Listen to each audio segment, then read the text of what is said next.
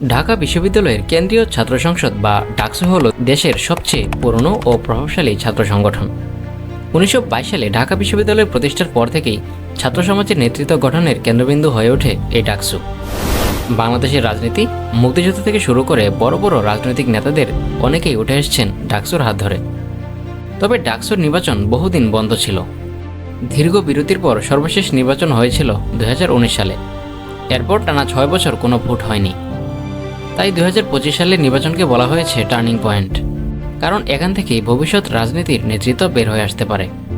ডাকসুর নির্বাচনকে কেন্দ্র করে চলে সারা দেশে ব্যাপক আলোচনা এবং সমালোচনা, কারণ ডাকসুর রাজনীতি শুধু বিশ্ববিদ্যালয়ের ভেতরেই সীমাবদ্ধ নয়, এটি সারা দেশের রাজনীতিতে প্রভাব ফেলে। বলা হয় বাংলাদেশের জাতীয় রাজনীতির রিহার্সেল শুরু হয় ডাকসু থেকে। এবারের নির্বাচনে প্রায় 40,000 শিক্ষার্থী ভোট দিয়েছেন। আর এত বড় অংশগ্রহণ প্রমাণ করেছে ছাত্র সমাজ এখনও সক্রিয়ভাবে নেতৃত্ব গঠনে আগ্রহী।